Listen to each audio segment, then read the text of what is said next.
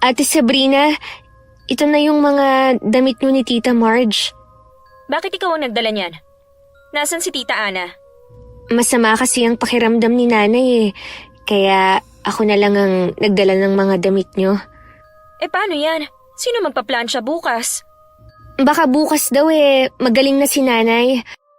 Kung gusto nyo ako na lang ang magpaplansya para sa inyo bukas.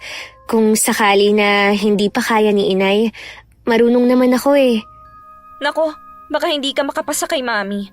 Maselan kasi yun sa mga damit Nanay mo lang talaga nakapasa sa kanya. Pilitin na lang kamong kumilos ng nanay mo bukas. Minom na lang siya ng gamot. Sige te, sasabihin ko kay Nanay.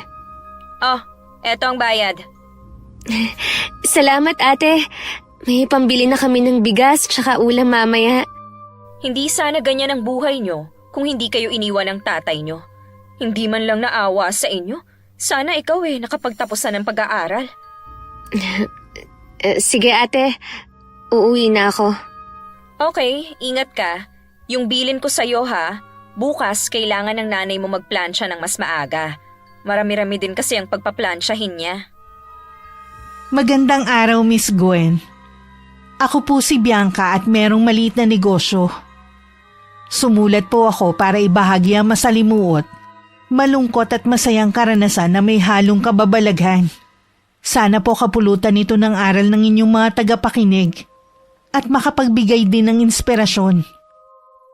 Nasa grade 10 ako noon nung iwan kami ng tatay namin at sumama sa ibang babae. Mula noon si inay na ang mag-isang nagtaguyod sa aming tatlong magkakapatid. Lahat ng klase ng trabaho pinasok niya, mabuhay lang niya kami sa marangal na paraan. O Nay, bakit po kayo ang kumikilos dyan sa kusina? Nasaan na yung dalawa? Pumunta sina Mark at Levi sa junk shop. Ibebenta na daw nila ang mga naipon nilang bakal at mga bote. Ako na lang po dyan, Nay. Maupo na lang po kayo. Baka mabinat pa kayo Kaya ko naman. Tsaka lalo lang ako manghihina kung nakaupo at nakahiga lang ako. Ay nako, ang tigas ng ulo nyo. Ay, ito nga po pala ang pera, Nay. Bumawas na po ako ng pambili ng bigas tsaka ulam. Sabi nung dalawa, sila na lang daw ang bahala sa baon nila. Mga bata pa madidiskarte na sa buhay. Malayo ang mararating ng mga yun. Lahat naman kayo madidiskarte at mababait na mga bata. Ay napakaswerte ko sa inyo. Kami rin po, Nay.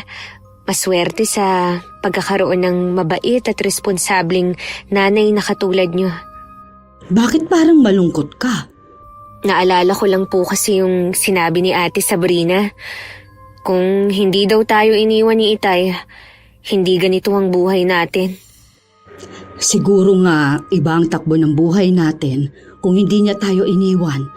Baka ikaw magtatapos sa kolehiyo. Patawarin mo ako, anak. Wala rin kasi akong kontrol sa pangyayari. Ginawa ko naman lahat para tayo ang piliin ng Itay ninyo. Kaya lang, ayaw na niya sa atin. Alam ko naman po na lahat ginawa niyo Kaya lang, mas matimbang sa kanya ang babaeng yun. Pero sana naman, hindi niya kinalimutan ang obligasyon niya sa atin. Sa kabila ng ginawa ng Itay ninyo, ayokong magalit kayo sa kanya. Tatay niyo pa rin siya kahit ano pa ang mangyari. Utang ninyo pa rin sa kanya kung bakit kayo nabubuhay sa mundo na ito. Kapag ganun na ang litanya ni inay, tumatahimik na lang ako. Mahirap kasi sundin ang sinasabi niya. Na huwag kaming magalit sa aming ama pagkatapos ng ginawa niyang pag-iwan sa amin. Kinuha ko na lang ang kaldero para magsaing. Siguradong pagdating ng dalawa, gutom na ang mga yun. Si inay naman pagkatapos ng ginagawa niya, umupo na muna at tumingin sa malayo.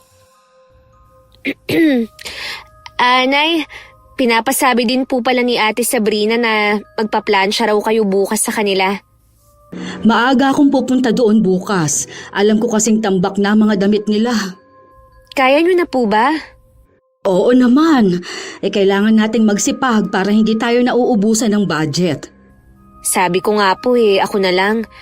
Kaya lang maselan pala ang mommy ni Ate Sabrina. Sinabi mo pa. Ako nga minsan napapagalitan pa kapag hindi nagustuhan ng plancha ko. Ano? Pinagagalitan po kayo? Bakit hindi niyo sinasabi sa amin? Ayoko na kasing mag-alala pa kayo. Kilala kita kasi. Kamag-anak naman nila tayo Bakit parang kasambahay ang trato sa inyo para pagalitan? Ay nako, iba talagang nagagawa ng pera. Dati, hindi naman ganun si Tita Marge Hayaan mo na. Ako nga, hindi ko nalang pinapansin. Mali ko naman kasi nasaan na kaya ang mga kapatid mo? Dapat kanina pa sila nandito Baka po may dinaanan. Kaya po hanggang ngayon wala pa. Nakatapos na akong magluto nung dumating ang dalawa na masaya.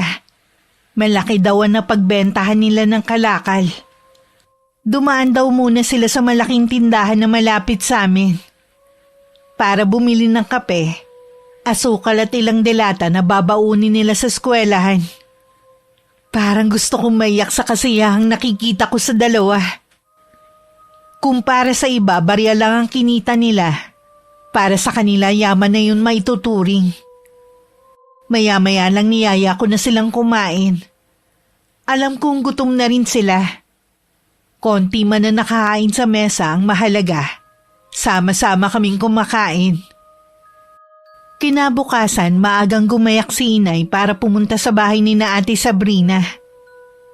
Ako naman maglalaban ng sarili naming damit. At paplansyahin ko na rin ang mga polo ng mga kapatid ko.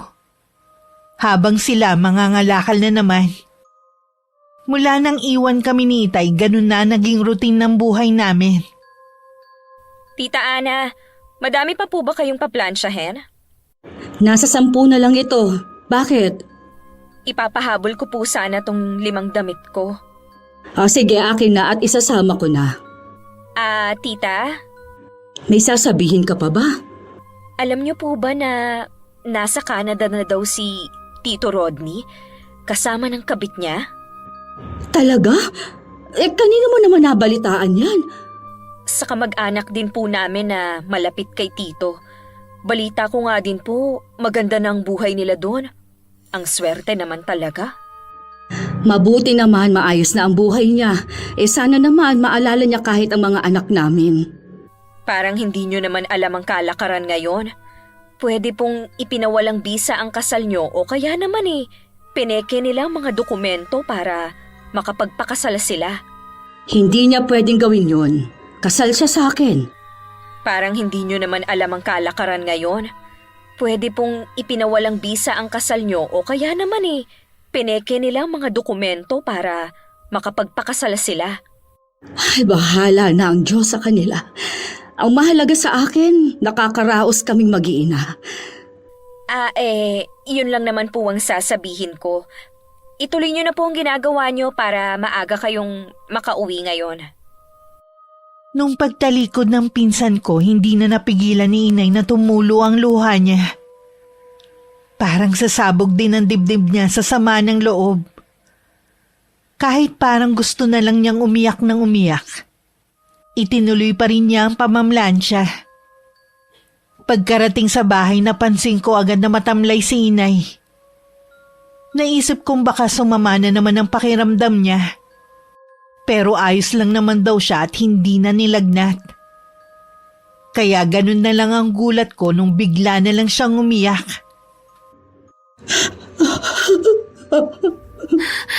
Inay, bakit po kayo umiiyak?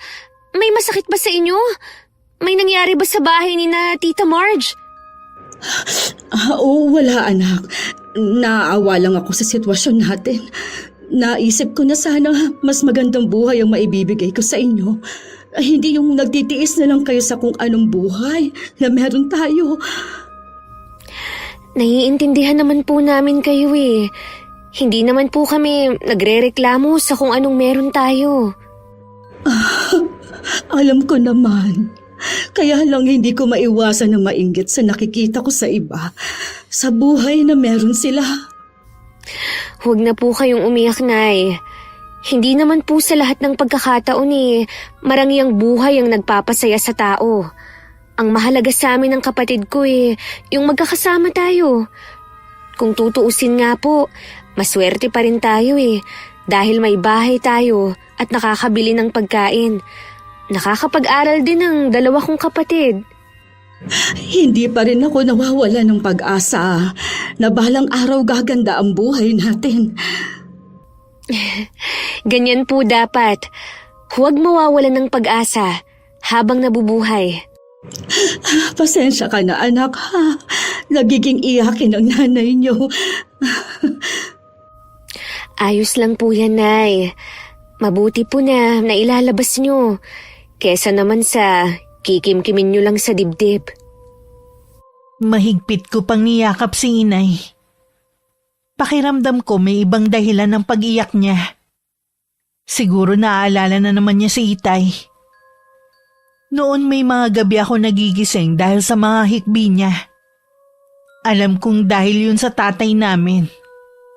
May ilang taon na rin ang nakakalipas mula nang umiyak siya dahil sa ginawang pag-iwan sa amin ni Itay.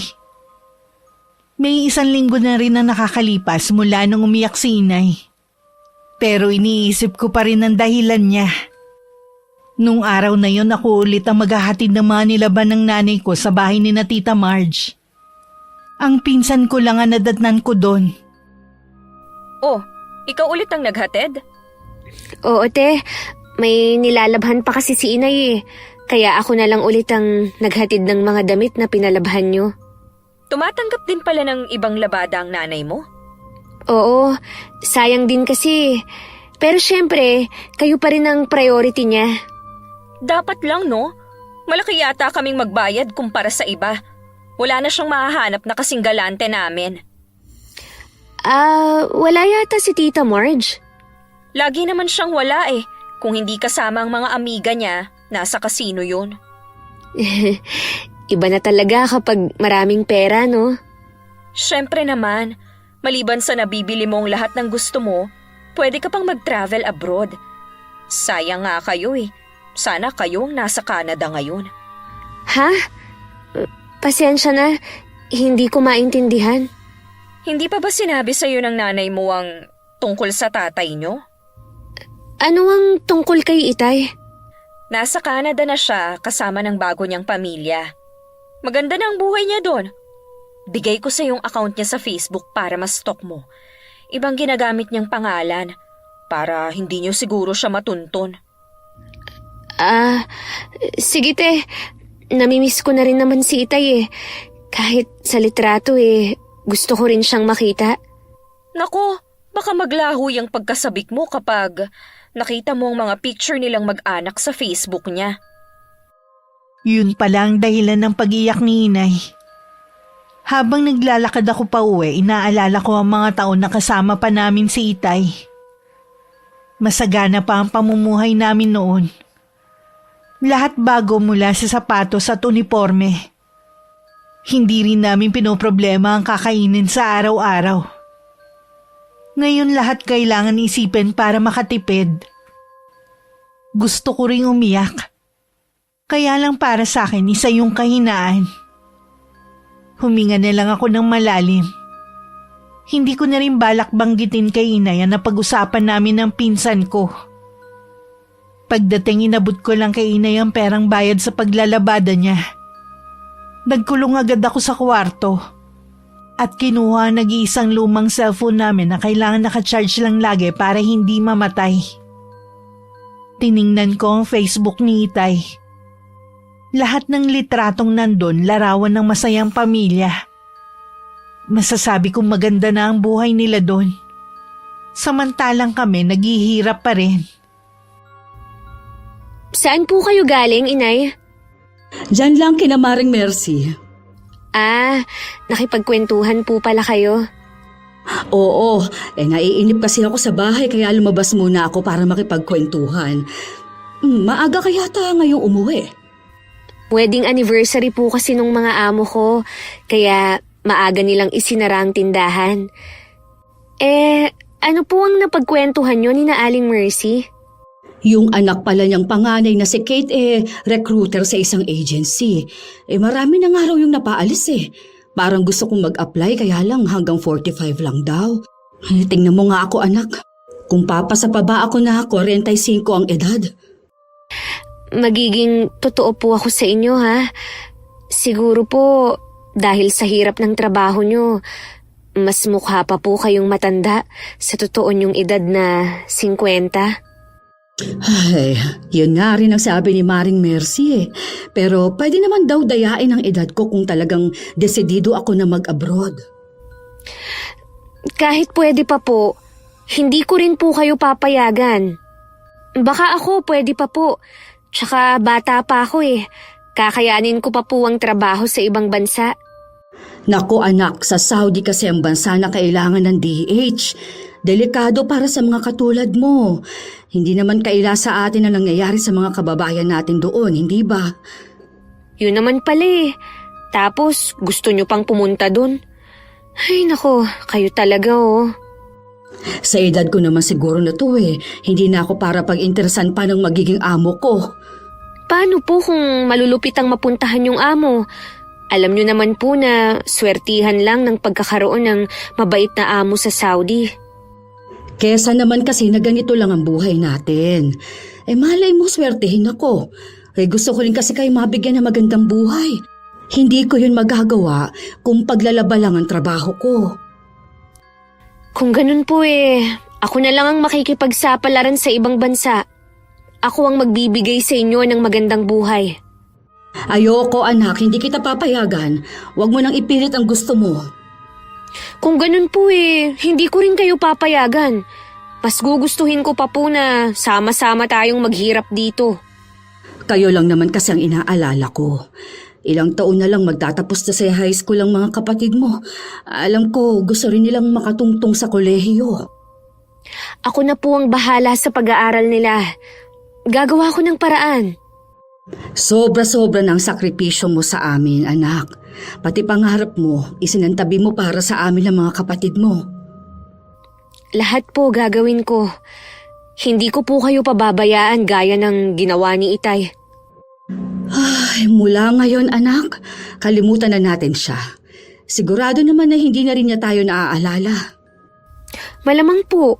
Nasa Canada ba naman siya kasama ng bago niyang pamilya? Maganda na ang buhay nila doon. Habang tayo, naghihirap dito.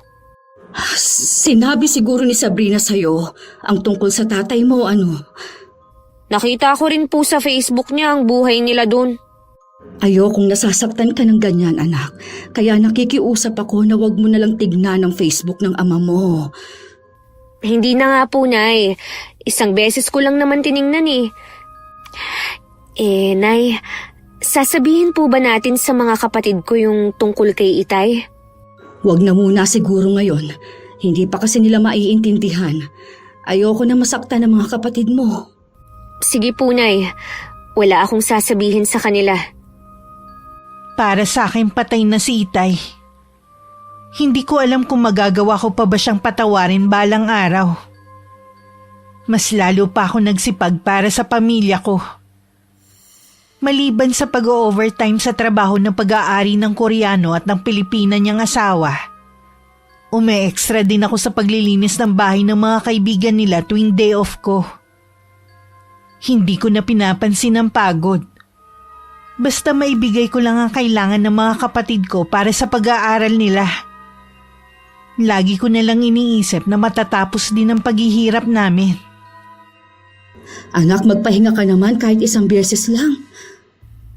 Okay lang naman po ako, Nay. Kahit kasi day off mo, nagtatrabaho ka pa rin. Kahit po kasi matagal pa, nag-iipon na ako ng pangkolehiyo nung dalawa. Sa halip na sarili mo muna ang unahin, mga kapatid mo pa talaga. Tinanggap ko na naman po na hindi na ako makakapag-aral eh. Kaya mga kapatid ko na lang po. Kapag nakatapos sila, para na rin pong ako ang nakatapos. Paano ka naman? Ayaw mo bang umasenso sa buhay? Naniniwala naman po ako na pwede akong umasenso kahit hindi ako nakapagtapos. Kailangan ko lang po ng diskarte. Alam ko magtatagumpay ka. May tiwala naman ako sa'yo eh. Sana ingatan mo pa rin ang sarili mo. Mahirap kasi ang magkasakit ngayon. Huwag po kayong mag-alala. Iniingatan ko naman po ang kalusugan ko eh. Ayoko din po na bigyan kayo ng alalahanin. Ipagluluto na lang kita ng mga paborito mong ulam para kahit papaano makabawi ako sa'yo. Salamat po, Nay. Dumating na po ba sina Mark at Levi? Umalis ulit, mangangalakal daw sila para makapag-ipon para sa field trip nila. Huwag na po nilang problemahin yun. Ako na po ang bahala sa pagbabayad.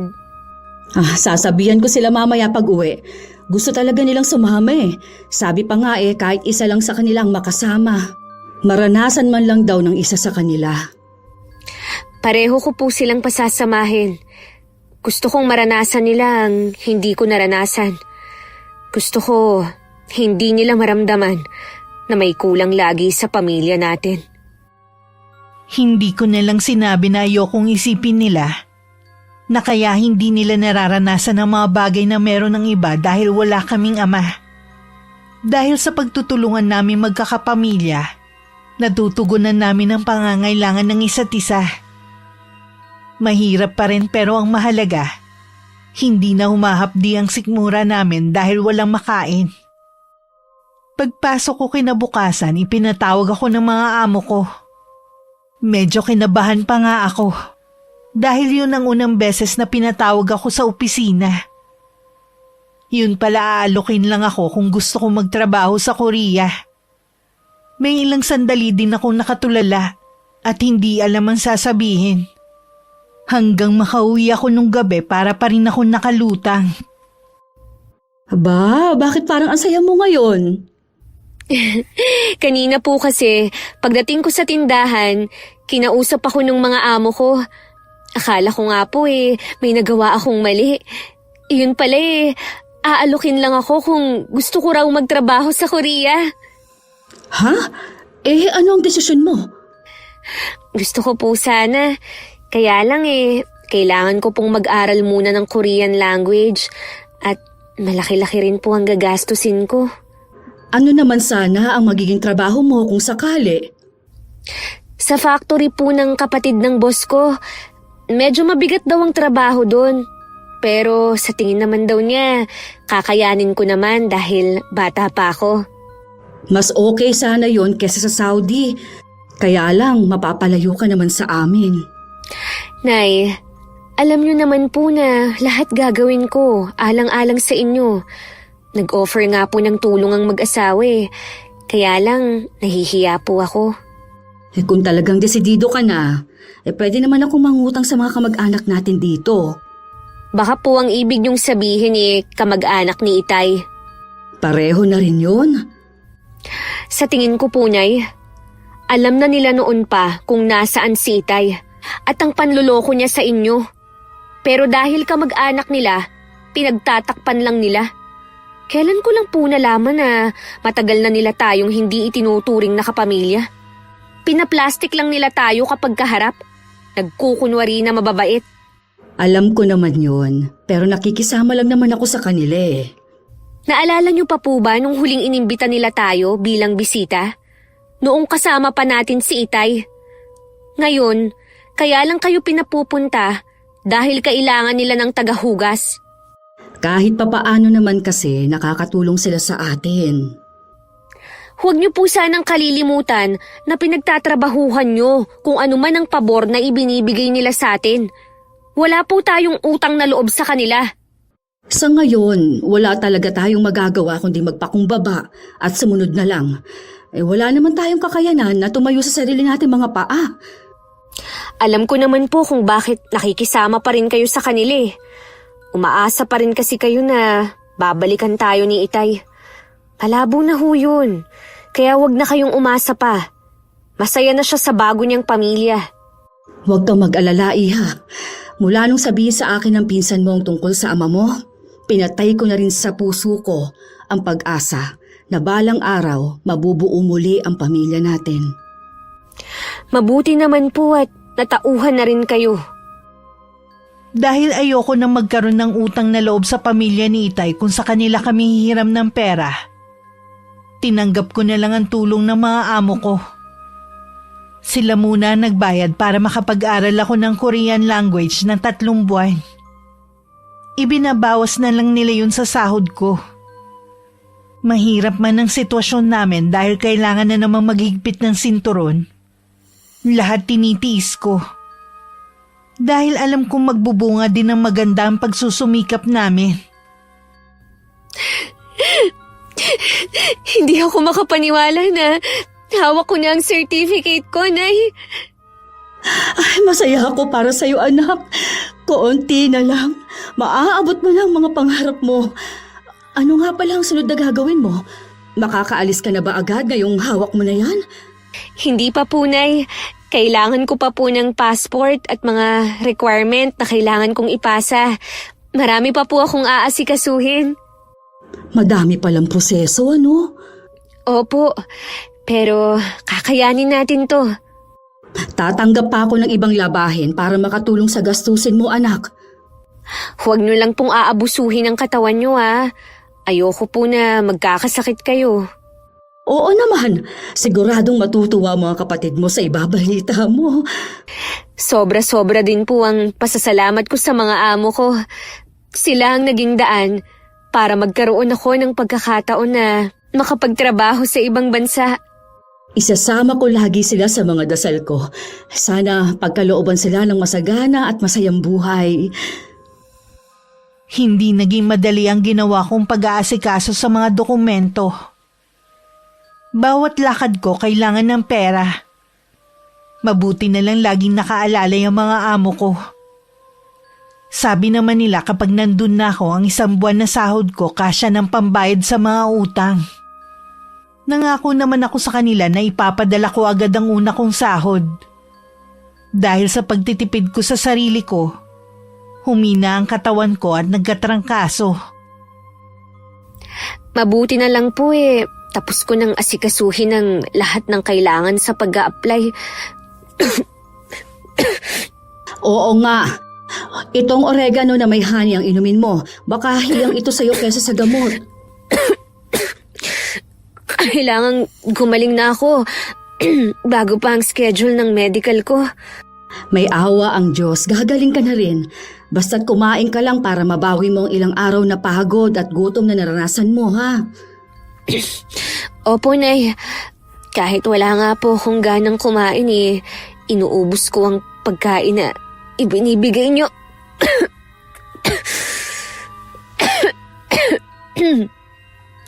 Gusto ko na talagang gumaling agad.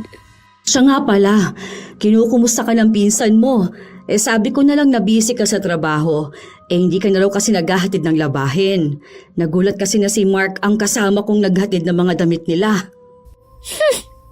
Plastic din naman siya. Kapag maraming tao hindi niya ako pinapansin. Para bang hiyang-hiya siya na ipakilala ako na pinsan niya. Kapag may kailangan lang sila mabait sa akin Hayaan mo na lang sila. Kapag nasa Korea ka na, anak, sana huwag mo silang gagayahin na binago ng pera ang ugali. Umasa po kayo na hindi ko yun gagawin. Mabuti naman. Ito, inumin mo muna itong katas ng oregano. Ipagluluto na rin kita ng ulam na may sabaw. Alam niyo, Nay, kapag nandun na po ako, isa po ito sa mamimiss ko sa inyo. Ang pag-aalaga niyo. Ngayon pa lang nalulungkot na ako. Lalo na ang mga kapatid mo. Ipinaliwanag ko nga sa kanila kung bakit ka aalis. Huwag ka ako nilang sayangin ang gagawin mong pagsasakripisyo. Mag-aral sila mabuti. Mabilis lang naman po ang 3 taon. Gusto ko lang makaipon. O siya, magpahinga ka na muna. Magluluto lang ako. Halos 1 linggo rin ako nagkasakit. Mabuti na lang nandito si inay na walang sawa sa pag-aalaga sa akin. Habang hinihintay na lang ang pag-alis ko, nagtatrabaho pa rin ako sa tindahan ng amo ko. Malaking tulong din kasi ang sahod ko para maiwan kina inay. Araw yun ng linggo. Dahil hindi pa tapos ng maglaba si inay, Ako na lang ang nagpresenta ulit na maghahatid ng mga damit ng pinsan ko sa kanila. Aba, himala. Nabuhay ka. Busy lang kasi ako sa trabaho. Sabi nga ng inay mo, kahit araw ng linggo nagtatrabaho ka. Nag-iipon ka daw ng pangkolehiyo ng dalawa. Oo. Gusto ko kasi silang makapag-aral Ayoko na matulad sila sa akin. Kinontak mo ba ang tatay nyo? Dapat humingi ka sa kanya ng tulong. Nako, hindi na. Okay naman na kami ni inay at mga kapatid ko Wala na kaming pakialam sa kanya. Alam mo, nakausap na namin dati yung babae. Maganda at may kaya sa buhay. Siguro yun ang nagustuhan ng tatay mo sa kanya. Tsaka mabait naman at sopistikada. Hindi katulad ng nanay mo na wala nang ang trabaho. Mukha pang losyang. Sabihin mo nga, te.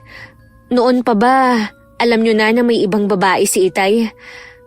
Huwag kang mag-alala. Hindi naman na ako magagalit Gaya nga ng sinabi ko, wala na kaming pakialam sa kanya. Gusto ko lang malaman ng totoo. Okay, alam ni na mami. Pero ako, kailan ko lang nalaman na nasa Canada na ang tatay mo. Ilang beses kaming lumapit sa inyo ni inay para magtanong. Sabi niyo wala kayong alam. Kahit na losyang na si inay gaya ng sabi mo, mabuti ang pakikisama niya sa inyo. Wala siyang pinakitang masama. Maayos naman siyang hinaharap ni na mami kahit hindi naman boto sa kanya ang pamilya namin. Mabuti nga kahit wala na sila ni Tito Rodney, maayos pa rin ang pakikitungo namin sa nanay mo at sa inyo na rin. Alam naman natin na hindi yan totoo. Puro pakitang tao lang naman ang ginagawa niyo. Anong ibig mong sabihin Pasalamat nga kayo nanay mong kinukuha naming labandera para may makain lang kayo. Kailangan ba namin yung ipagpasalamat sa inyo? Oo naman. Tutal naman ganyan ang palagay mo sa amin. Aaminin ko na. Napipilitan lang sina mami na pakiharapan kayo. Kahit ako, nahihiya kapag nalalaman ng ibang tao na magpinsan tayo. Kung ayaw mo nang maging magpinsan tayo, sige, ako na mismo ang puputol sa anumang relasyon namin sa inyo. Di mabuti. Kayo pa ba ang magmamalaki? Kung hindi sa amin, matagal nang dilat ang mga mata nyo sa gutom. Siya nga pala, baka magkausap pa kayo ni Itay. Pakisabi na wala na siyang pamilyang babalikan. Kung nagawa niya kaming itakwil, maggagawa rin namin siyang itakwil. Kahit sabihin pa namin yun sa kanya, wala na siyang pakialam pa. Kayo pa bang magtatakwil mas mapera ang tatay nyo? Aalis na ako, te. Kukunin ko na sana yung bayad. O ayan, pulutin mo sa sahig. Ginalit mo ko kaya tama lang yan sa'yo. Kapag nakahanap kami ng bagong labandera, hindi na namin kailangan ng inay mo. Salamat dito, te Sige, aalis na ako. Hindi na ako naiyak at nakaramdam ng awa sa sarili ko sa ginawang yun ng pinsan ko. Siguro naubos na rin ang lahat ng luha ko. Pinatigas na rin ang puso ko dahil sa mga nalaman ko. Pagdating sa bahay, sinabi ko naman kay Inay ang lahat. Kahit siya nalungkot. Dahil kumpirmasyon lang ang sinabi ng pinsan ko sa hinala ko noon pa. Kayo po na yung magdesisyon kung plano nyo pa po na maglabada sa kanila. Sabi naman ni Ate Sabrina, kapag nakahanap sila ng bago, tsaka kanila papalitan. Titigil lang ako kapag nakahanap na sila ng bago. Hanggang sa huli, pakikitaan ko pa rin sila ng mabuti para wala silang masasabi sa atin. Alam nyo, Nay, hindi ko alam kung martir ba kayo o sadyang mabait lang Sa totoo lang anak, parang manhid na ako sa sakit. Ay, konting tiis na lang po, Nay. Makakaahon din po tayo sa kinasasadlakan natin. Hindi na nila tayo pwedeng maliitin. Alam ko, may tiwala kami sa iyo ng mga kapatid mo. Aayon din sa atin ang swerte. Opo, Nay. Siya nga po pala, may konti akong pera dito. Lumabas naman tayo kahit sa park lang Gusto ko lang kayong makasama. Oo ba? Siguradong matutuwa ang mga kapatid mo. Matagal na rin naman nang huli tayong lumabas sa pamilya. Yun na rin ang huling beses na nakasama ko ang pamilya ko sa pamamasyal. Nung tumawag kasi ang agency ko, ilang araw lang nakaalis na ako. Hindi na rin ako nagpahatid sa airport. Maliban kasi sa kapos kami sa pera, baka panghinaan rin ako ng loob. Hindi naging madali ang buhay ko sa Korea. Isa sa matinding kalaban ko ang kagustuhan kong makasama ang pamilya ko. Walang gabi na hindi ako umiiyak. Hindi kasi ko sanay na malayo ko na inay. Sa umpisa nahirapan talaga akong mag-adjust. Sa pakikisama sa pagkain at klima. Maraming beses din ako nagkasakit. Pero alang-alang sa pamilya ko nilabanan ko lahat. Hindi rin ako nakapagpadala agad nun kay inay dahil nagbabayad pa ako ng utang. Nung regular na ako nakakapagpadala, pinatigil ko na si inay sa paglalabada niya. Meron pa po ba kayong sasabihin? Nako tita, baka babali kayo ha. Wala po akong extra dito. Yan lang ang iniwan sa akin ni Mommy. Hindi naman ako babale. Magpapaalam na kasi ako sa inyo na hindi na ako makakapaglaba. Ha? Bakit naman po? Gusto kasi ni Bianca na tumigil na ako at magpahinga na lang muna. Ilang beses na rin kasi ako nagkakasakit. Ayaw niyang lumala pa ang karamdaman ko. Mahirap po maghanap ng katulad nyo. Sinubukan naman po namin dati na maghanap kaya lang. Hindi nga nakapasa kay Mami. Lalo na sa pamamalansya. Pasensya ka na, Iha. Kailangan ko rin kasing isipin ang kalusugan ko. Hindi naman na ako bumabata. Ayoko naman na maging pasanin pa sa mga anak ko. Ewan ko lang kung papayagan kayo ng Mami. Kahit naman hindi niyo ako payagan, titigil na rin ako. Pasensya na talaga. Hindi ko na rin talaga kaya. Hindi niyo naman siguro gugustuhin na kayo ang magpagamot sa akin kung sakali man. Naku, kilala ko po si Mami. Hindi yun maglalabas ng perang pampagamot sa inyo. Yun naman pala eh. Kaya po bang sustentahan ni Bianca ang pangangailangan yung 3? Oo naman. Kaya naman niya. Sige po, sasabihin ko na lang kay Mami. Baka meron kayong mairerekomenda na katulad yung mahusay. Magtatanong ako sa mga kakilala ko. Sige po, kapag may nahanap kayo, samahan nyo na lang dito sa bahay o di kaya text nyo na lang sa akin. Alam niyo naman ang number ko, hindi ba? Oo. Sige, aalis na ako ha. Nasa labas kasi ang 2 kong anak at hinihintay ako. Ganun ba? Mukha pong may lakad kayo ha. Ngayon ko lang po napansin na nakapang-alis kayong damit. Nakasapatos pa talaga kayo ha. Meron nga. May pinagagawa kasi si Bianca. Kami na lang ang mag-aasikaso. Sige po tita. Ingat na lang po kayo. Salamat, Iha. Totoo kayang may sakit siya? Para kasing iba yung aura niya eh. Parang ang saya niya. Nung araw na yun maghahanap ng bahay na pwedeng upaan si inay. Ang bahay kasi namin na tinitirhan marami ng sira at tagpi-tagpi lang. Gustuhin ko man ipaayos, hindi na lang. Hindi naman kasi sa amin ang lupang kinatitirikan nun, kundi sa pinsan ni Itay. Bago ko umalis nun, ilang beses na rin nagsabi ang tiyuhin ko na ibebenta na ang lupa. Nung gabi nakachat ko si inay. Sinabi niyang may nahanap na sila. Malapit daw sa lahat at hindi mahirap sumakay. Kaya lang medyo may kamahalan ng upa. Sinabihan ko siya na kunin na at ako naman ang bahala sa pagbabayad. Ang plano ko sanang 3 taon lang naging 5 taon. Dahil sa sipag ko kasi nagustuhan ng amo ko ang trabaho ko kaya pinapirma ulit niya ako ng kontrata. Sa loob ng 5 taon na yun, 2 beses lang ako nakauwi sa pamilya ko. Ngayon tapos na ang kontrata ko. Pinag-iisipan ko kung hindi na ako aalis o babalik pa ulit sa Korea para magtrabaho. Kung ako ang masusunod, anak, mas gusto ko nandito ka na lang. 1 taon na lang naman magtatapos na si Mark sa kolehiyo. Nangako naman siya na tutulungan niya sa pag-aaral si Levi. Tulungan mo na lang ako sa negosyo natin. Pinag-iisipan ko pa naman po eh. Ikaw naman ang masusunod sa bagay na yan. Pero yun talaga ang gusto namin ng mga kapatid mo. Tsaka gusto ko rin na sarili mo naman ang isipin mo. 27 ka na, pero wala ka pang ipinapakilalang boyfriend mo. Huwag na po muna natin yung pag-usapan. Kararating ko pa lang naman eh. Pasensya ka na anak. Baka gusto mo pala muna magpahinga. Aba, hindi rin biro ang 5 taon ha. Anay, may balita po ba kayo sa dati nating tinirhan? Minsan nagkikita kami ng kumari ko. Siya lang naman ang nakakausap ko dun eh. Naibenta na nga raw yung lupang kinatitirikan ng bahay natin. Yun nga lang daw, mabilis na ubos yung pera nung tiyuhin ninyo. Bakit naman po? Sabi magastos daw ang pamilya ng tito mo. Hindi naman ako nag-usisa pa. Mabuti na lang po nakaalis na tayo dun. Masama pa rin ba ang loob mo sa kamag-anak ng ama mo? Sa loob po ng 5 taon, hindi po sila sumagi sa isip ko. Ngayon na nga lang po dahil napag-usapan natin ang dati nating tinirhan.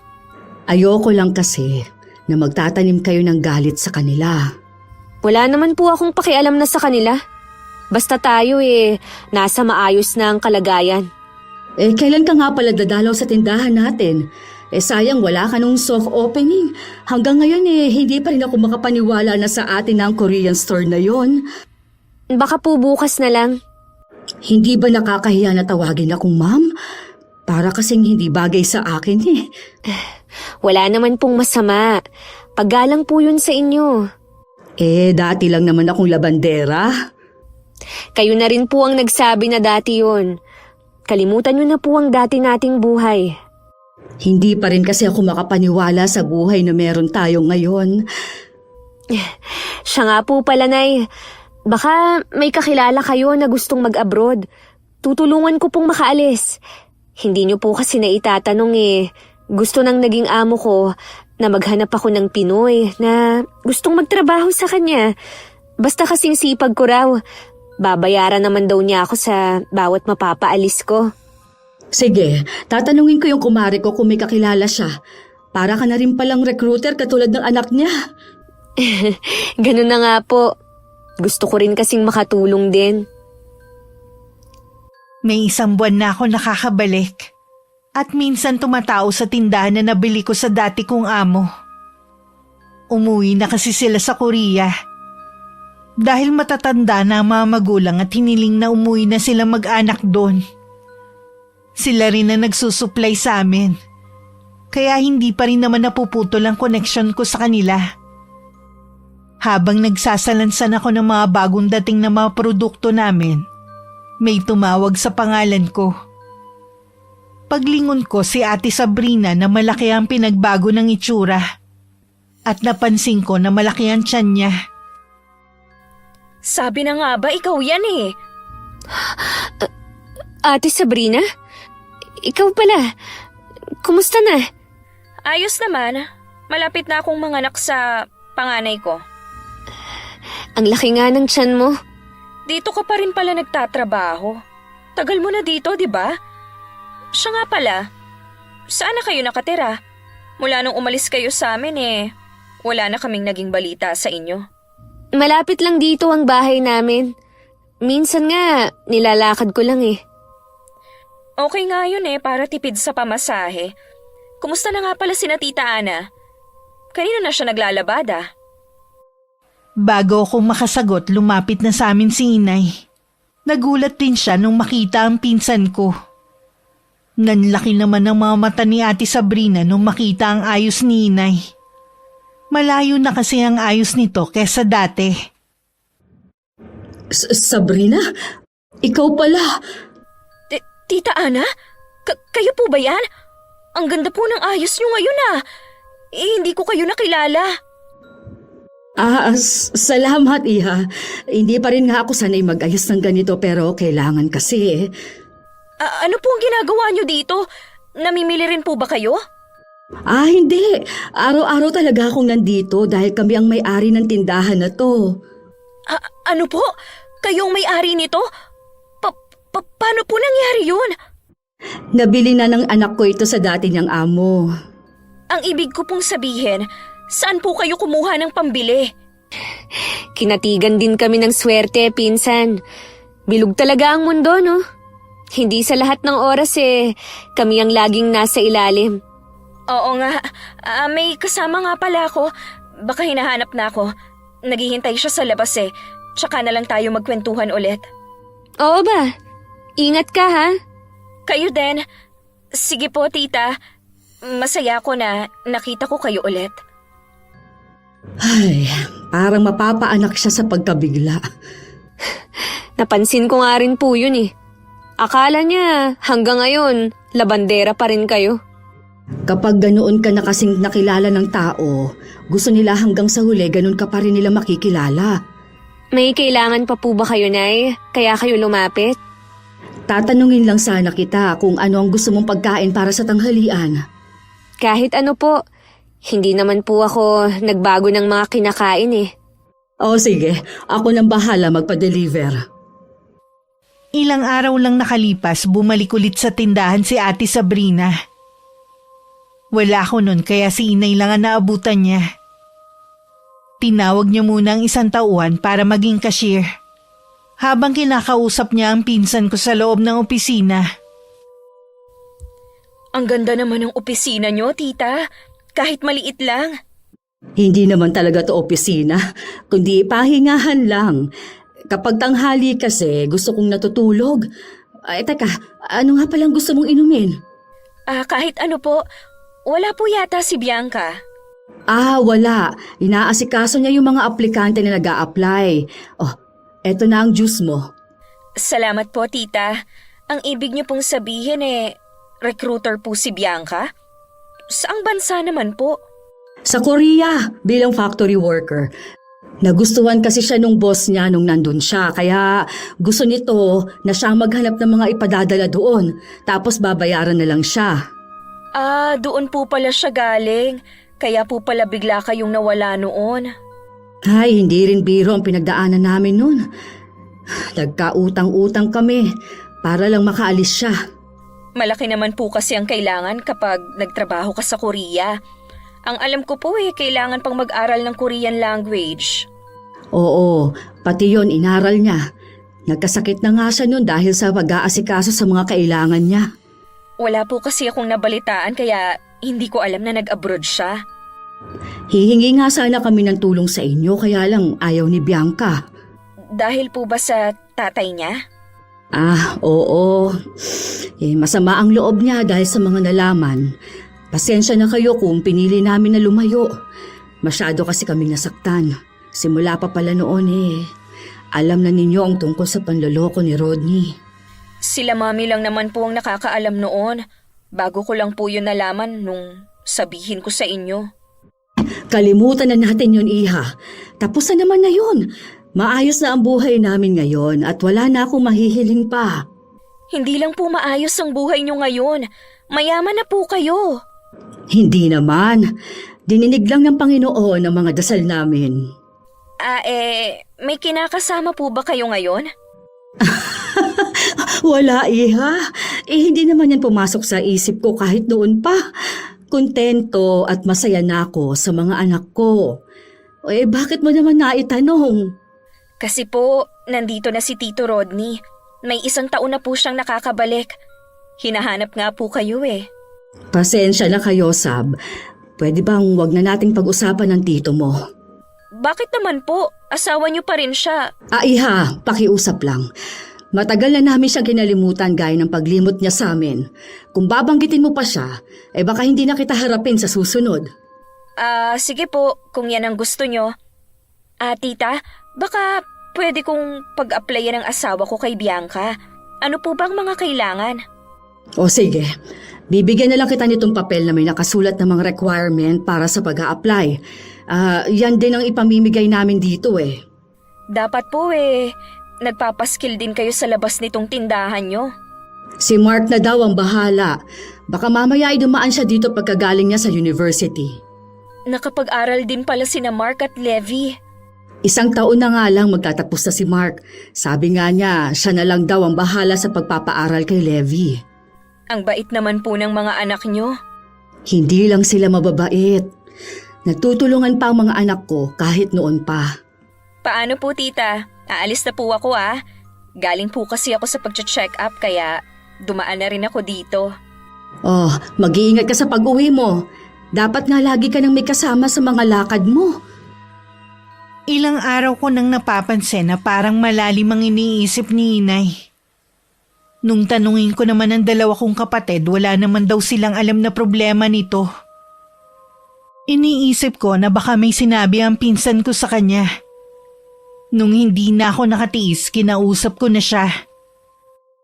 Nay, may problema po ba kayo? Wala naman, iha. Bakit mo naman naitanong? Ang lalim kasi lagi ng iniisip nyo nitong mga nakaraang araw. Iniisip ko lang yung tindahan natin. Nararamdaman ko po na meron kayong hindi sinasabi sa akin. May kinalaman po ba si Ate Sabrina? Baka po kasi meron pa siyang sinabi sa inyo maliban sa pag-a-apply ng asawa niya. Hindi ko kasi alam kung paano ko ito sasabihin sa'yo eh. Kinumpirma din ito ng kumari ko doon sa atin. Na ano po? Bumalik na daw ang tatay ninyo. Nakatira siya sa isang maliit na paupahan sa atin. Mag-isa na lang siya at hiwalay na sila nung kabit niya. Ganun po ba? Iniisip ko lang kung ano kaya ang nangyari sa kanya. Nag-aalala pa pala kayo sa kanya. Mahal niyo pa po ba si Itay? Hindi na, iha. Nabigla lang akong malaman na nakabalik na siya. At nagtataka din syempre sa nangyari sa kanya.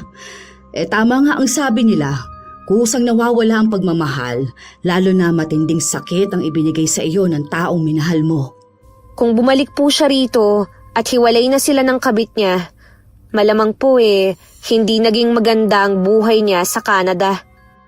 Ganun na nga. Oo nga pala, nabanggit sa akin ng kumari ko na matagal na palang naghihirap ang pinsan mo. Katunayan nga niyan, construction worker lang nakapangasawa at tambay lang pala ngayon. Paano po ang pang-araw-araw nilang gastos? May maliit daw na sari-sari store ang titang Marge mo at doon nila kinukuha ang panggastos nila. Ganun ba katagal ang 5 taon? Ang dami na kasing nangyari sa kanila eh. Di ba, lulong naman sa sugal ang tita mo. Baka doon naubos ang pera nila. Alam niyo, Nay, hindi ko alam pero hindi ako naaawa sa kanila. Namanhid na yata ako at nawalan na ng pakiramdam. Dahil may sama ka pa rin ang loob sa kanila, nakinikim-kim mo lang. Siguro nga po. Tama si inay. May galit pa rin ako sa pamilya ni Itay. Lalo na kay Ate Sabrina. Hanggang ngayon, sariwa pa rin sa akin ang huli naming pag-uusap. Kung paano niya inihagis ang pera sa sahig na bayad sa paglalabada ni inay. Nung magkita ulit kami, muli na nung balik ang sakit na ibinigay nila sa amin. Ilang araw nang inuubos si inay. Kaya pinagpahinga ko muna siya sa bahay. Tanghali nun kaya wala masyadong customer. Nang biglang dumating si Ate Sabrina, todo ang ngiti niya habang palapit. Hi! Sana hindi ako nakakaabala sa'yo. Hindi naman. Siya nga pala, wala si inay. Hindi naman siyang sadya ko, kundi ikaw. Kukumustahin mo ba yung tungkol sa pag-a-apply ng asawa mo? Oo, sana. Kailangan muna niyang mag-aral ng Korean language. Hindi ba pwede na hindi na lang siya mag-aral noon? Ang mahal din kasi ng bayad eh. Mura na nga yun kung tutuusin eh. Tsaka kailangan kasi yun eh. Paano ba ang ginawa mo noon? Nangutang lang din ako dahil wala naman kaming pagkukunan. Ibinabawas lang ng amo ko sa sahod ko. Halos wala nang matira sa akin eh. Mabuti na lang, madiskarte ang mga kapatid ko. Kaya kahit papano nakakaraos kami. Nabanggit nga ng inay mo yan. Nakakabilib naman kayo kung paano kayo nakaahon. Hindi talaga ganun kadaling mag-apply sa abroad. Kailangan ng lakas ng loob at determinasyon. Oo nga, pera lang talaga ang problema namin. Sa katunayan nga, wala pa kaming pera sa panganganak ko. Baka ma-CS pa ako dahil sa maliit ang sipit-sipitan ko. Dapat napaghandaan nyo yan. Yun kasing tiyahin natin sabi pahihiramin ako. Hindi naman pala. Naghahanap nga ako ng pwedeng mautangan din eh. Sa totoo lang, sa panahon ngayon, Mahirap nang makahanap ng mauutangan. Oo nga eh. Akala mo mga hindi babayaran. Marami naman kayong mapiperang kamag-anak, di ba? Subukan mong mangutang sa kanila. Mga kamag-anak natin sila. Pasensya ka na ate ah. Hindi ko na sila itinuturing na kamag-anak. Grabe ka naman. Dahil ba sa nagbago na ang katayuan niyo sa buhay? Dahil noon pa man hindi na nila kami itinuring na kamag-anak. Eh paano yan? Nakabalik na ang ama niyo. Hindi niyo ba siya dadalawin man lang? May sakit siya ngayon at mag-isa lang sa inuupahan niya. Nakalimutan mo na ba? Siya ang unang nang iwan sa amin. Pinabayaan niya kami. Sana maisip mo na tatay mo pa rin siya. Hindi tama na kalimutan niyo na lang siya. Wala na akong pakialam sa kanya. Pasensya ka na ah. Marami pa akong gagawin.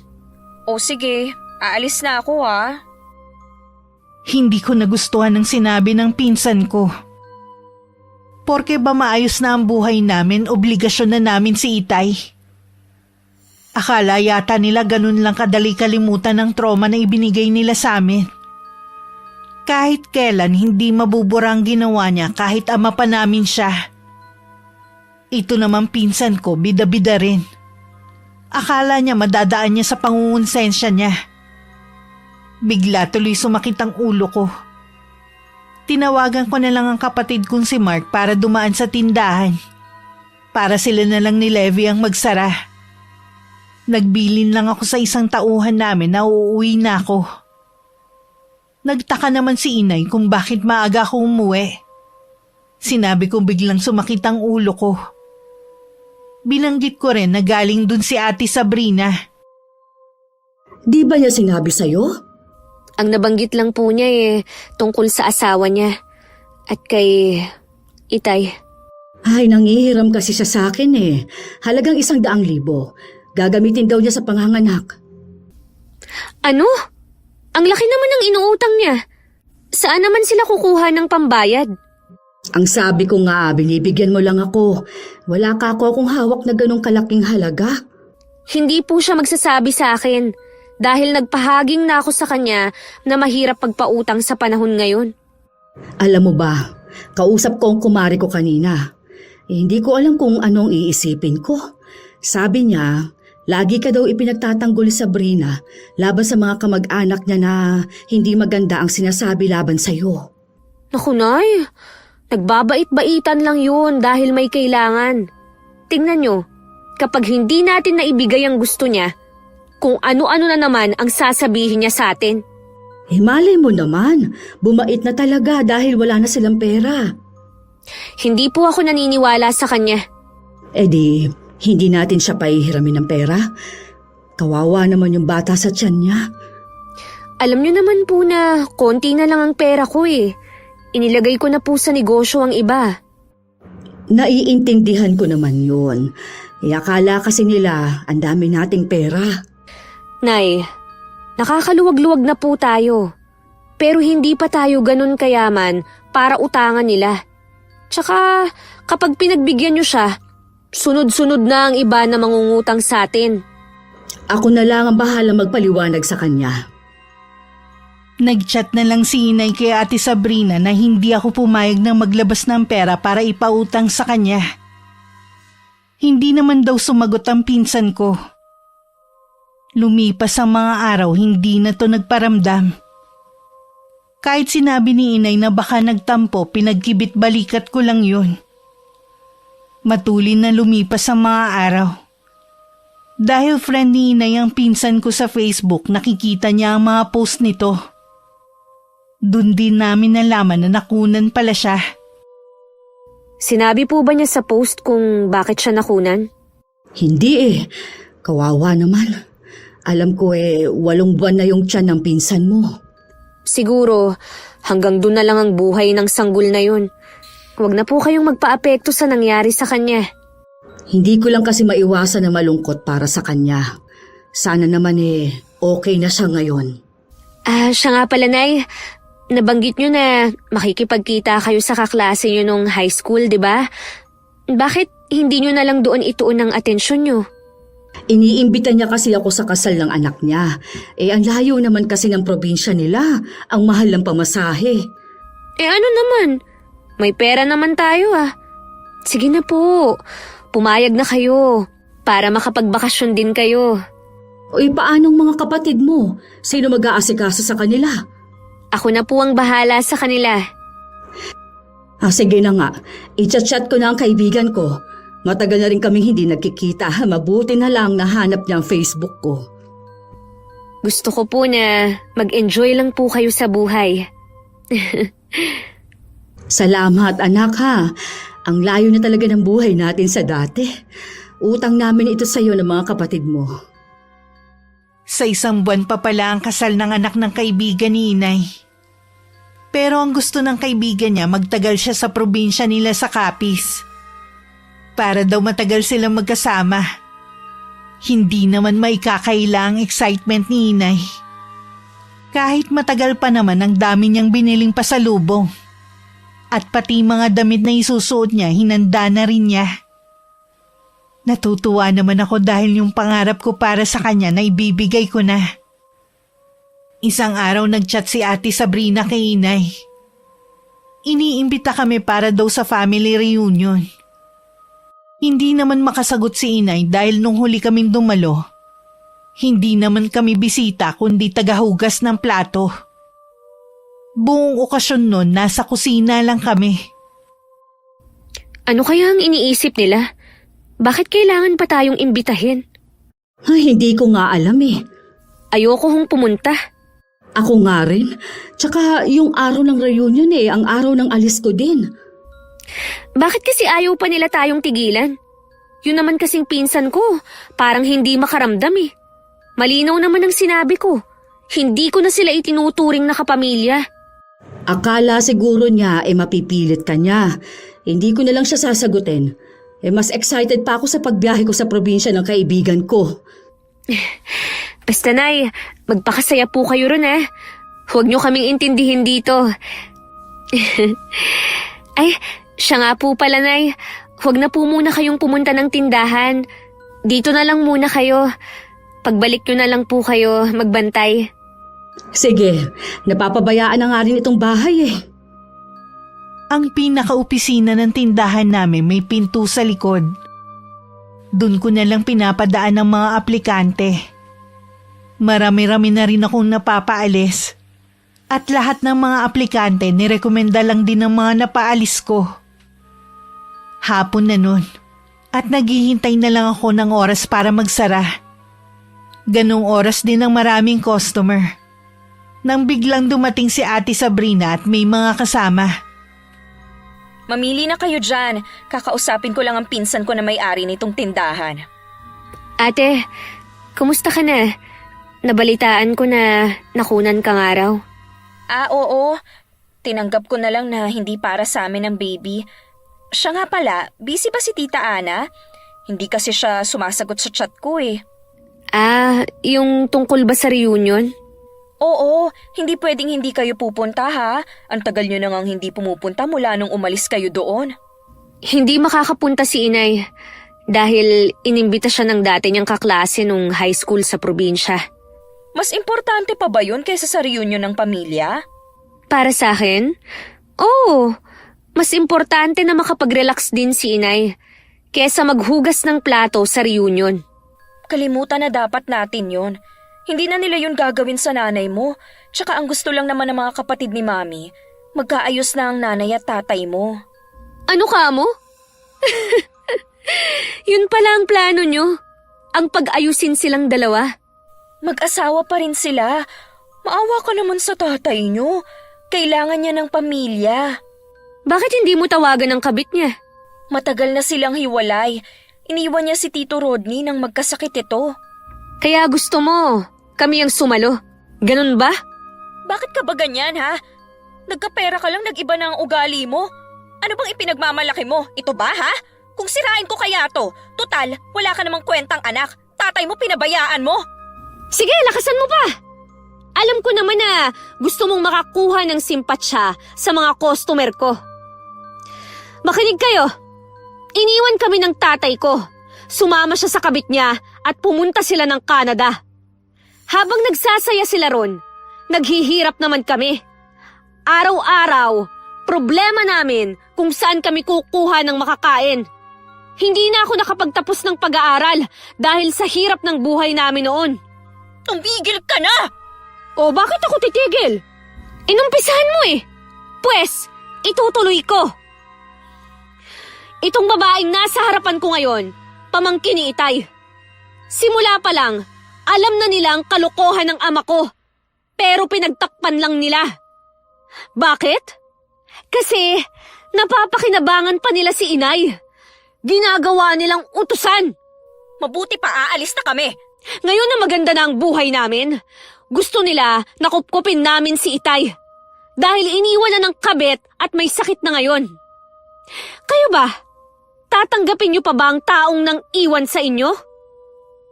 Maririnig ang mga bulungan sa paligid. Lahat din ng naron masama ang tingin na pinupukol kay Ate Sabrina. Lahat sila sa akin nagpapakita ng simpatsya. Ang galing mo rin magpaawa, no? At ang galing mo rin na siraan ako. Hindi na ako ang dating pinsan mo. Palaban na ako ngayon. Kaya sabihin mo sa tatay ko, kahit anong gawin niya, hindi na kami babalik sa kanya. Sino mag-aalaga sa kanya? Kami ba, ha? Kayong pamilya. Kinonsinti niyo ang kalokohan niya dati eh. Tama lang na kayo ang mag-alaga sa kanya. Wala ka talagang kwenta. Tingnan ko lang kapag nawala sa'yo lahat kung hindi ka bumalik sa dati ninyong buhay. Malabo na yung sinasabi mo, ate.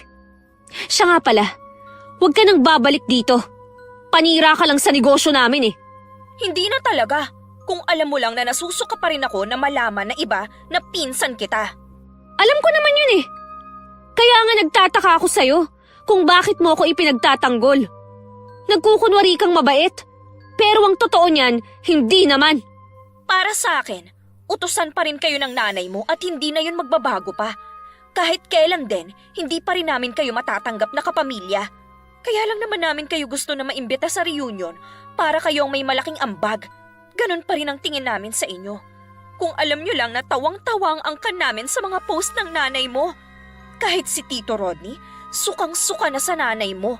Gusto lang niyang magpaalaga tapos iiwan ulit kayo kapag magaling na siya. Yan pala ang plano nyo, ha? Salamat sa impormasyon. Hindi nyo na kami maiisahan pa. Lingid sa amin, dumating pala si Inay at narinig niya ang huling sinabi ni Ate Sabrina. Umuwi siyang umiiyak dahil sa sama ng loob. Habang umiiyak, tinawagan niya ang kaibigan at naglabas ng saloobin dito. Sinabi ng kaibigan niya na pumunta siya ng mas maaga sa kanila. Pag-uwi, nadatnan ko pa na mugto ang mga mata ni Inay habang nakaupo sa sofa. Nay! Bakit po kayo umiiyak? Narinig kong lahat ng sinabi ni Sabrina kanina. Nandun po kayo sa tindahan kanina? Oo, kukuha lang sana ako ng idadagdag ko sa mga pasalubong sa kaibigan ko. Nabanggit niya kasi na mahilig sa ramen ng mga anak niya. Kaya kahit nalaman ko na bumalik na si Itay at may sakit, hindi man lang ako nakaramdam ng awa. Siguro dahil hindi siya karapat-dapat kaawaan. Masakit sa akin na ganoon kababa ang tingin sa akin ng pamilya ng tatay mo. Pati siya, ganun lang din ang gusto. Malinaw na ang interes lang ng Itay ninyo. Ang buhay na meron tayo. Ngayon po, tuluyan na natin siyang ibabaon sa limot. Lahat sila, kailangan na nating kalimutan. Oo, anak. Siya nga pala. Maaga akong pinapupunta ng kaibigan ko. Naglabas kasi ako na sa loobin sa kanya. Mas makabubuti daw na doon na lang muna ako sa kanila. Kailan po ang alis nyo? Sa makalawa na. Nang mga oras na yun, galit naman na kinumpronta ni Itay ang pinsan ko. Nalaman kasi niya kay Tita Marge ang ginawa ni Ate Sabrina. At mga sinabi sa akin. Wala ka nang silbi, perwisyo ka pa! Wala po kayong karapatan na pagsalitaan ako ng ganyan.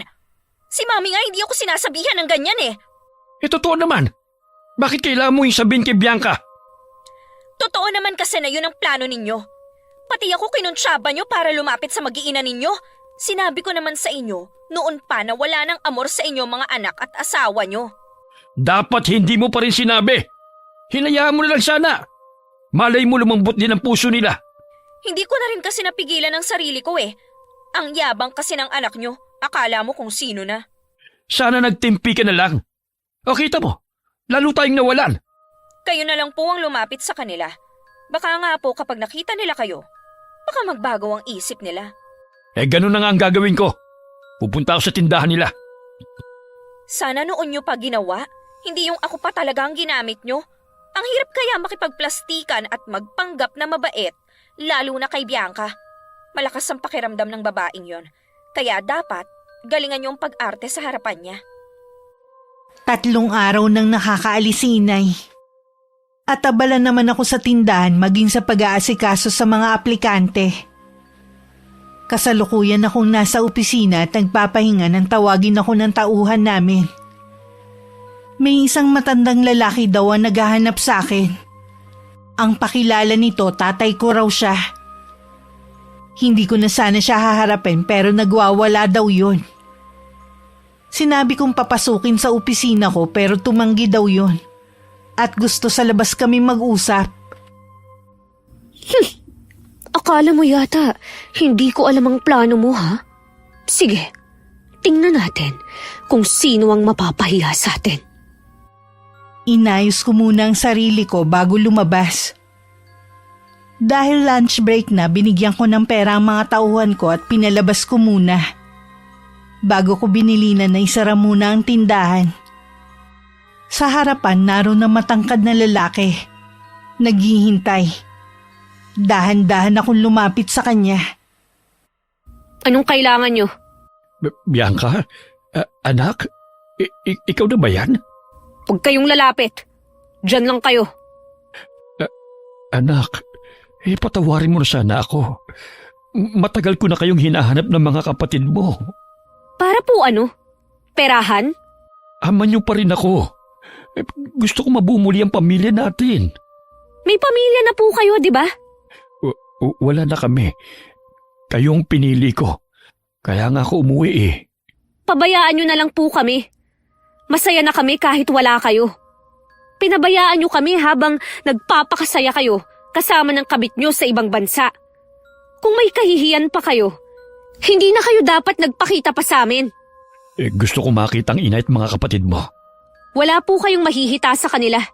Sa akin din po sila umaasa. Hindi mo na ba talaga ako mapapatawad, anak? Hindi na po kahit kailan. Hindi rin naman ako naniniwala na talagang nagsisisi na kayo. Kilala ko ang mga tulad nyo. Tama nga ang pinsan mo. Mahirap kang paamuin. Sa ayot sa gusto mo, tatay niyo pa rin ako. At obligasyon niyo na kupkupin ako. Kasal pa rin kami ng nanay mo.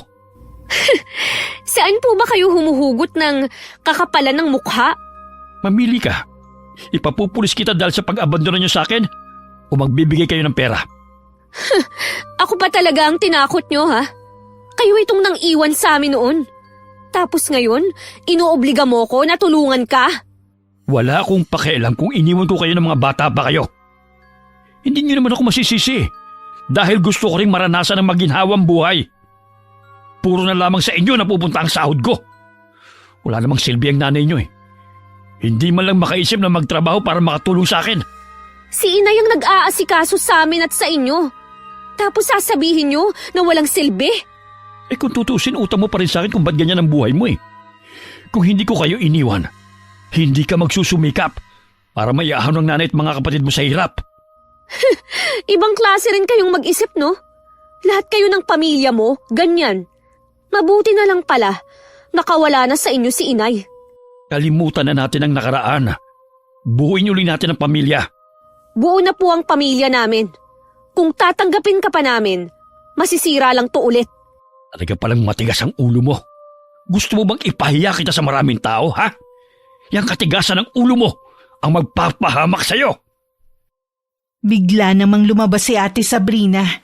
Ngising-ngisi ito na lumapit at tumabi kay Itay. Blanco pa rin ang ekspresyon ng mukha ko habang nakatingin sa kanila. Huwag kang papayag, Tito, na hindi ka makinabang sa tindahan nila.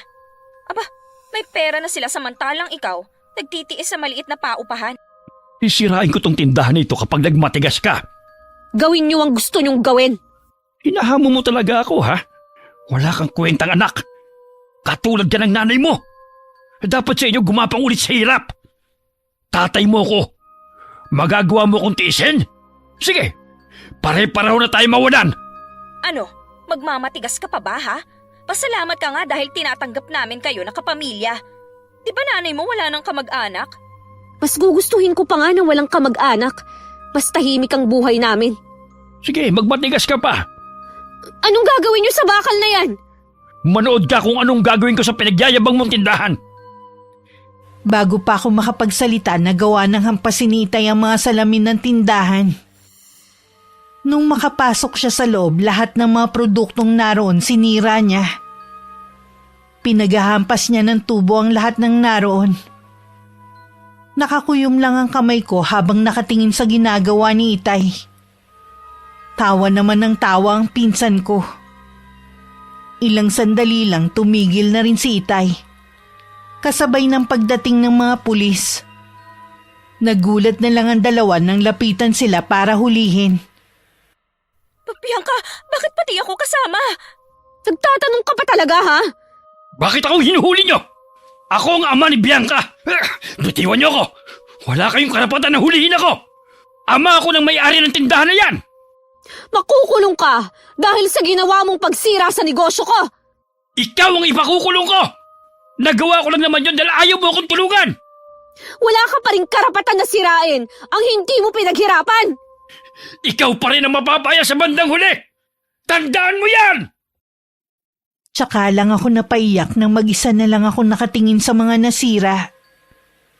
Sa isang iglap nawasak ang mga pinaghirapan ko. Dahil sa walang pusong ama na meron ako. Napagtanto kong kahit kailan hindi niya kami minahal. Tingin niya lang sa amin taga-supply ng mga kailangan niya. Galit na galit din ang mga kapatid ko dahil sa nangyari. Gusto nilang sugurin si Itay pero pinigilan ko sila. Ayoko makagawa sila ng masama. Dahil alam kong sila din ang magdurusa sa bandang huli. Tinawagan ko din si Inay. Sinabi niya na hayaan kong mabulok sa kulungan si Itay nang magtanda. Hindi po talaga ako magpapaareglo. Si Ate Sabrina lang po ang nakapagpiyansa. Siya po talaga ang may kasalanan. Nananahimik na tayo eh. Ginulo pa niya tayo. Habang umuusad ang kaso, abala naman ako sa pag-aayos na nasira kong tindahan. Malakas ang ebidensyang hawak ko. Dahil hindi alam ni Itay, simula pa lang may kumukuha na ng video. Kaya kahit anong paninira niya sa akin, walang maniniwala sa kanya. Hindi sa lahat ng pagkakataon laging sa magulang ang simpatsya ng mga tao. At hindi sila ang laging tama. Kumusta po ang bakasyon? Ay, ang saya-saya anak. Ayoko pa nga sanang umuwi kaya lang inaalala ko kayo. Tinapos ko lang talaga ang araw ng kasal. Pasensya na po kayo kung nabitin ang bakasyon nyo, ha. Pwede pa naman po yata kayong bumalik eh.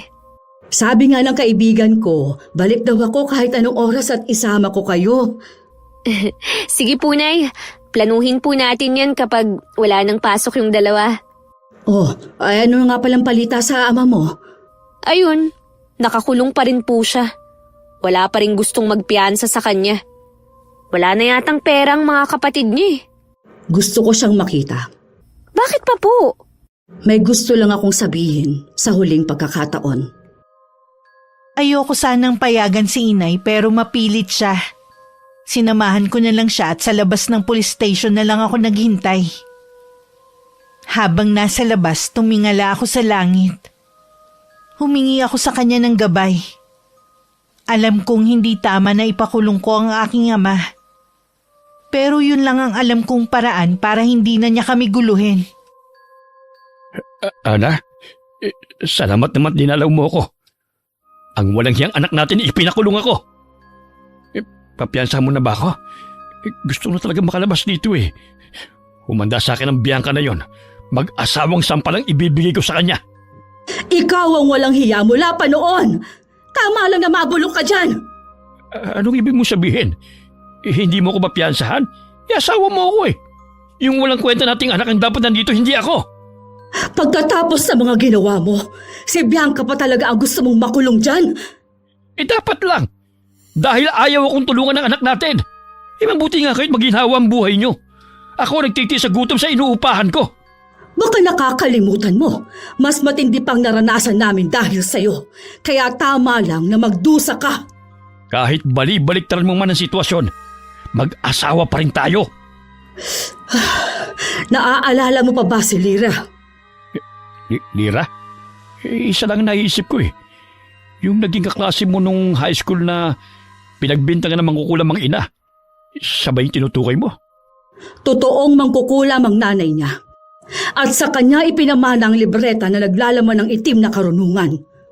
Bakit mo sinasabi sa akin yan? Nagkita kami pagkatapos ng ilang taon. Sa isa nila ako nagbakasyon ng ilang araw. Huwag mong sabihin na humingi ka sa kanya ng tulong. Oo, pinakulam ko si Sabrina. At ikaw naman ang susunod kapag pinilit mong lumabas dito. Ang sama mo. Ngayon na lang ako naging masama. Dahil na rin sa iyo at sa pamangkin mo. Nanahimik na lang sana kayo at pinabayaan kami. Ana, nakikiusap ako. Ilabas mo na ako rito. Ayoko sa lugar na ito. Hindi ako bagay dito. Tapos ang anak mo ang gusto mong mapunta dyan? Hindi na. Ayoko rin siya mapunta rito. Sige na naman, Ana. Maawa ka sa akin. Ayoko makulong. Kung iuurong namin ang demanda, tanggapin mong sumpa na igagawad sa iyo ng kaibigan kong si Lira. Ayoko. Huwag mo naman sa akin gawin to. Kaya nga binibigyan kita ng pagkakataon na mamili. Dito o gusto mo pang lumabas? Dito na lang ako. Kahit papaano'y buhay pa ako. Mabuti naman. Sa wakas, matatahimik na rin ang buhay namin. Sinalubong ko na si inay nung makita ko siya na palabas na. Halata sa kanya na masaya siya. Nahawa na rin ako sa mga ngiti niya kahit hindi ko pa alam kung bakit siya masaya. Ano nangyayari sa akin? Bakit nagkakaganito ang itsura ko? Mommy! Jess! Tulungan niyo ako! Nung pumasok si Tita Marge, maging siya napasigaw sa gulat. Pati ang asawa ng pinsan ko parang napaho na sa kinatatayuan. Bakas din sa mukha nito ang matinding pandidiri sa kanya. Huwag niyo naman akong tingnan ng ganyan. Tulungan niyo ako, hindi ko alam ang nangyayari sa akin.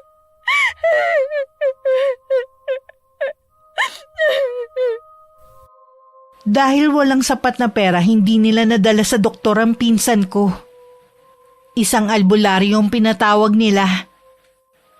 Nakumpirma nilang walang lunas ang karamdaman nito dahil ang kumulam dito ay tawid dagat pa. Malakas di umano ang kapangyarihang taglay nito. Kahit ang albularyo walang nagawa para pagalingin siya.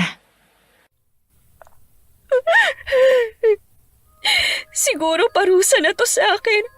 Sa dami ng mga nagawa kong kasalanan. Hindi ko na maalala kung sino sa kanila ang pwedeng gumawa nito sa akin. Iniwan na rin ako ng asawa ko dahil ang pangit ko na. Tinanggap na lang ng pinsan ko ang mapait niyang kapalaran. Bihira na lang siyang lumabas ng bahay kung hindi rin lang sa simbahan siya pupunta. Madalas kasi siyang makaranas ng panunukso sa mga bata. At maging sa mga matatanda dahil sa naging itsura niya. Tumutulong na lang siya sa mami niya. Na mula nung maghirap natuto ng dumiskarte sa buhay. Nung galing siya sa simbahan, naisipan niyang dumaan sa tindahan ko. Papasok pa lang ako nun nung may makita akong alin na balot ng tela ang buong muka. Napansin ko agad ang magaspang niyang balat na parang natuyong sugat. Gusto niyo ho ba ng makakain? Tara ho sa loob. Hindi na. Salamat na lang. Huwag ho kayong mahiya. Ako po ang may-ari ng Korean store na yan. Pasok kayo para mabigyan ko kayo ng pagkain. Bakit ang bait mo pa rin? Teka, parang pamilyar sa akin ang boses mo ah. Ate Sab! Ako nga. Dinala ko muna sa opisina si Ate Sabrina para makapag-usap kami ng maayos. Iyak siya ng iyak kaya hinayaan ko muna. Ang laki ng ipinagbago ng itsura niya. Pasensya ka na ha. Naging iyakin na talaga ako mula nung maging ganito ang itsura ko. Kung hindi mo mamasamain, pwede bang malaman ang nangyari sa'yo? Sabi ng albularyo, may kumulam sa akin at wala ang lunas ang sakit ko dahil tawid dagat daw ang gumawa nito sa akin. Ganun ba? Pasensya ka na ate ah. Hindi ko alam kung paano kita matutulungan. Ayos lang. Hindi naman ako pumunta dito para humingi ng tulong. Gusto ko lang sanang humingi ng tawad sa'yo. Sorry kung sa kabila ng kabaitan mong ipinakita sa akin, hindi ako naging totoo sa'yo.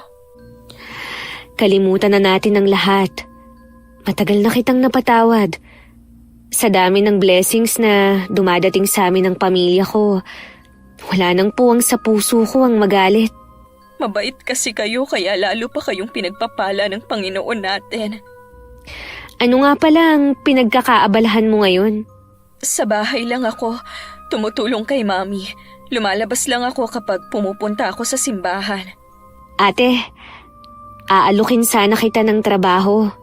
Kung okay lang. Gusto ko sana kaya lang baka matakot naman ang mga customer mo sa itsura ko. Baka maging kasalanan ko pa kapag nalugi ang negosyo mo. Kailangan ko kasi ng assistant. Sa dami kasi ng aplikante, hindi ko na maasikaso lahat eh. Dito ka lang naman sa opisina eh. Oo, gusto ko yung trabaho. Kayang-kaya kong gawin yan. O paano? Tanggap ka na. Pwede ka nang mag-umpisa bukas. Salamat Salamat sa'yo. Binigyan mo ko ng pagkakataon na makapagtrabaho. Maranasan na maging normal ulit ang buhay. Hindi ko sasayangin ang pagkakataon na ibinigay mo sa akin. Kahit si inay natuwa dahil binigyan ko ng trabaho si Ate Sabrina. Kumbinsido rin siya na nagbago na ito. Pero hindi si Itay, na puro kapahamakan pa rin ang hangad para sa amin. Hanggang ngayon nakakulong pa rin siya at tumatanggi siya kapag merong gustong magpiyansa sa kanya. Nalabis ipinagtataka ng mga kaanak niya. Hindi man naging maganda ang wakas, sana'y kapulutan pa rin ng magandang aral ang kwento ko, Miss Gwen. Lagi magpakita ng mabuti sa kapwa.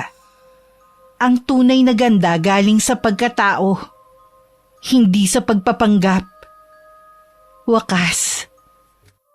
Okay, shoutout po tayo. Shoutout kay Phoebe Ranyada. Hi kay Gia Gigi. Hi kay Lynn Hasegawa from Japan. Hello kay Jane 8285 from Calamba, Laguna. Hi kay Richelle Adapon. Hello kay Jenjen Amor Espe from Pampanga. Hi kay Francesca Liana from Muscat, Oman.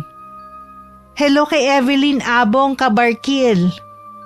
Hi kay Sheena Rotoni, salamat sa pakikinig. Hello kay Alice Bicolana. Hi kay Nazian and Zijan. Hello kay Miss Ami Yong, ingat po palagi ma'am. Hi kay Boom Yun Channel. Hello kay Maria Kada from Dubai. Hi kay Charmaine Turga Musngi from Santa Rosa, Laguna. Hello kay Richard Rivera. Hi kay Donna Garcia from Magalang, Pampanga. Hello kay Ikay Labmits from Camarin, Caloocan. Hi kay Zaira Kate Sibaluka from Bagao, Cagayan. Hello kay Sangyong from Doha, Qatar. Hi kay Alden de la Cruz from Azucena, Sipocot, Camarines Sur. Hi kay Elizabeth Pamintuan from Pampanga. Hello kay Arwin Carida na nasa Saudi. Hi kina Kim and Kirben Española. Hello kina Angelica Cancelier, Albert Ian Rabasan at kay Moon and Chan. Hi kay Hazel Villasoto. Hello kay Kazumasa. Shout out sa Noda and sa Bresa family. Hi kay Jeanette Corolio. Hi kay Cheryl Vertudaso. Hello kay Ermarmi sa Blood from Navotas. Hi kay Angelina Ke. Hi kay Janisa Toledo. Hello kay Mirasol Masujer from Riyadh. Hi kay Gary Gumban. Hello kay Elizabeth Dungka from Pampanga. Hi kay Valerie Joy Nadal from Kuwait. Hi kay Aiko Villesa from Bahrain. Hello kay Trajano Lestojas, salamat sa inyo. Hi kay Angelina Ignacio. Hello kay Lydia Lopez. Hi kay Francisco Neng from Saudi. And Raquel Hasegawa from Japan. Marami pong salamat sa patuloy na pagsuporta at pakikinig. Ingat po. God bless.